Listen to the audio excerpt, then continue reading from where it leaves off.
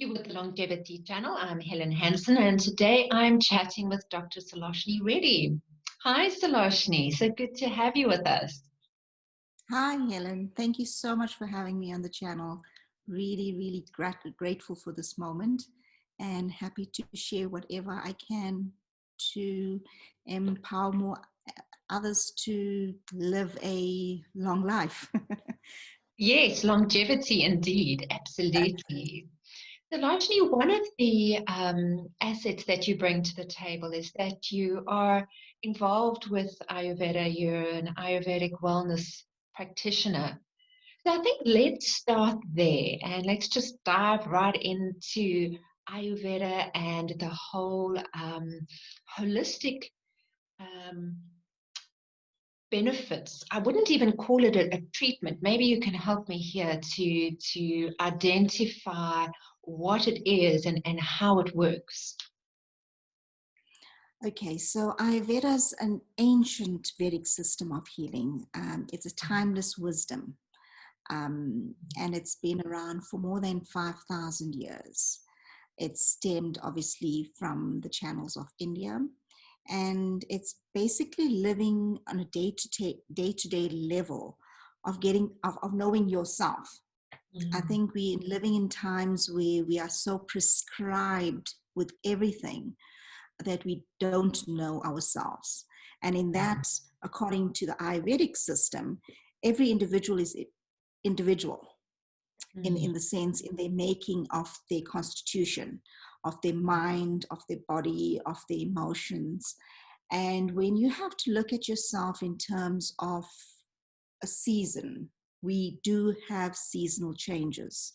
I Mm. think the easiest way to actually look at Ayurveda, and this is how I can actually explain this to others, is to see yourself in a season. Oh. So that's the easiest way to actually relate to yourself and the external. Um, Obviously, we're all unique expressions of our cosmic consciousness, and in that system of the Ayurvedic side of things, we have our current state of our mind, body, and emotions, and we basically eat according to our emotions. We basically have different, we create a lifestyle around our emotions. We then create internal imbalances, and we don't really see this accumulating over time. So you tend to sometimes be living in this area of accumulative imbalances, and that's basically your vata, pitta, and kapha. So when you speak about Ayurveda, it's about the different constitutions that we have, the vata, the pitta, and the kapha. And in that, it manifests into psychosomatic illnesses. So when we speak about vata, pitta, and kapha, going back to what I just explained now about the seasons, and vata is basically made up of wind and air. Okay, so that's normally around the season of transitions.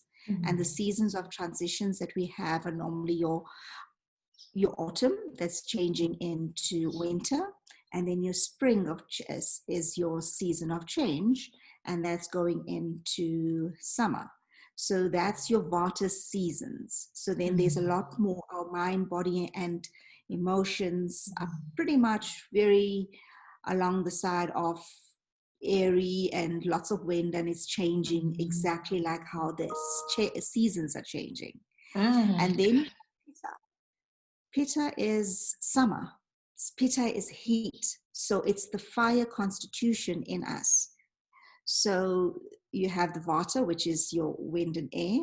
And then you have your Pitta, which is your constitution of fire and water. And then you have the Kapha, which is aligned to your winter. And the winter is pretty much your earthy, and it's very stagnant. So you find in winter, you refer to the constitution of Kapha. So Mm. those are the three constitutions of Ayurveda, and Mm. we align that to the seasons. And Mm. that's how we tend to align ourselves and how we can balance our constitutions according to those seasons. It's beautifully put. You know, I've read up on the doshas before, and I know, for example, I'm Vata, but I haven't heard it likened to the seasons like this. And what is so interesting is my favorite season is autumn. So that it makes a bit of sense now as well, just in many terms. But obviously, as you were saying earlier, there is an interplay of all of these that are happening. Correct. Yeah, So, I'm, for example, so you have your Prakriti, so you can break this down further. So when I talk about your current state, that's your basically a Vakriti, which is yes. what is happening on the current state. And then you have your Prakriti, which is what you're born with as well. So that's your like you relate to autumn. So your made up constitution of Prakriti, that's your main constitution. Okay. But as I explained, the imbalances, so you always know your prakriti, what you're born with, and then you have your vikriti, which is changing according to seasons. So we always have that. It's about returning back to our constitution and knowing our state, but we're often going on with life, and the imbalances of what's happening on the outside is directly affecting us. So that's changing all the time. Like for example, I'm a balance. I'm pitta, so I have a lot of fire in me. So, and then I also have kapha in me as well. So and during the seasons, I also know when it's actually on its highest and when it's on its lowest. And then when you have to break that up further, my mind is pretty much more on the pitta side of things, but my body is more kapha. So it's quite interesting to know these different constitutions because you're going between them all, and we actually go through them all in the day as well. Yes. So it's about knowing when you're Vata, when you're Pitta, and so it's not just when I'm born about it, with it and when it's changing. It's actually happening as we speak in the time of day as well. Like it's right a now, cycle. the Pitta time is 10 to 2 in the AM and the PM, and that's when you feel that's when there's a lot of processing happening. That's when you find you most vibrant. So then you have your Vata between your 2 and your 6, where you're all over the place, and that's AM and PM. And then where you in your Kapha is where you're a bit slower, is between your 6 and your 10, and you get going there.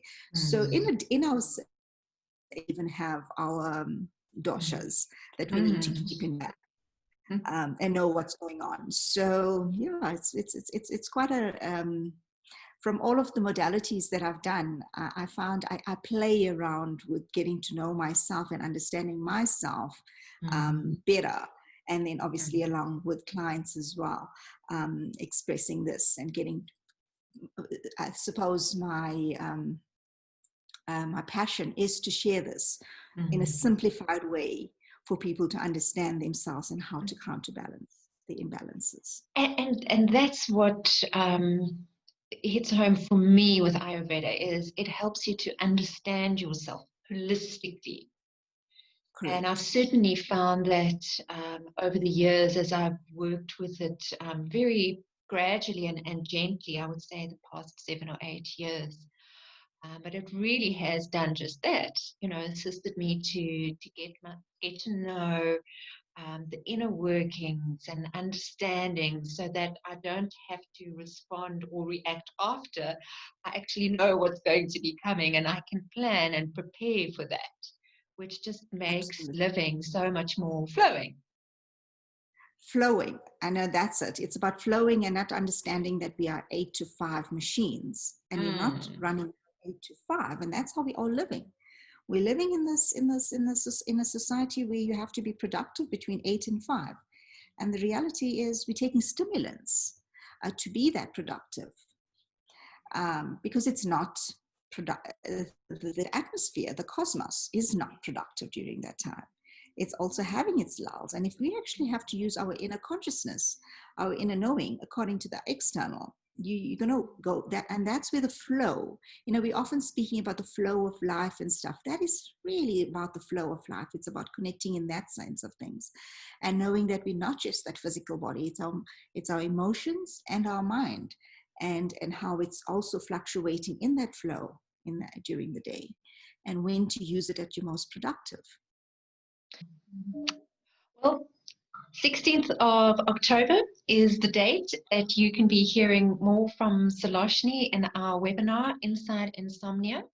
It's going to be aired from the 16th to the 23rd, and you are welcome to register for free before the 15th. All you need to do is go along to the longevityco.coza, and you will see an option at the bottom of the page. All you need to do is put in your email address, and you will then receive from us a link for the webinar on your email.